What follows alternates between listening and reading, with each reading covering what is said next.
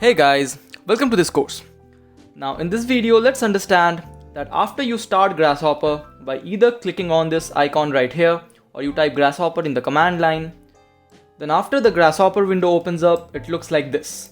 So you might have something like this which says getting started with Grasshopper. Now these are some basic tutorials that Grasshopper has by default. You can choose to close them or you can click on one of them and view it. So primarily I would just close it for now.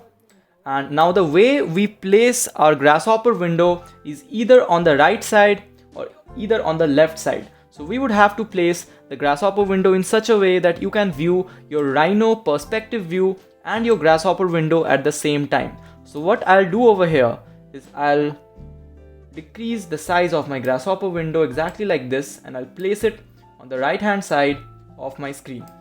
And I'll also double click on the perspective viewport and enlarge the perspective viewport of Rhino on the left hand side.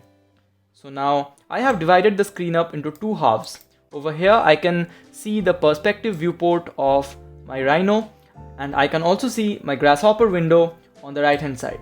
Now you might see some green files over here that I have. These are basically some previous files that I have been working on. If you don't want to view all of these, you can just go to File and click on New Document, and all of these will go away.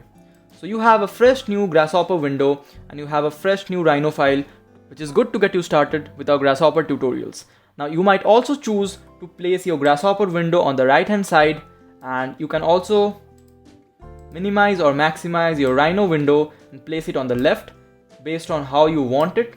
So this is basically a preference or a choice of how you want to work with your Rhino and Grasshopper. You can either have them like this or you can keep your Rhino window open on the left and your Grasshopper window on the right and start working with it. In the next video, let's take a look at the interface of Grasshopper and let's understand how to start with this visual scripting platform.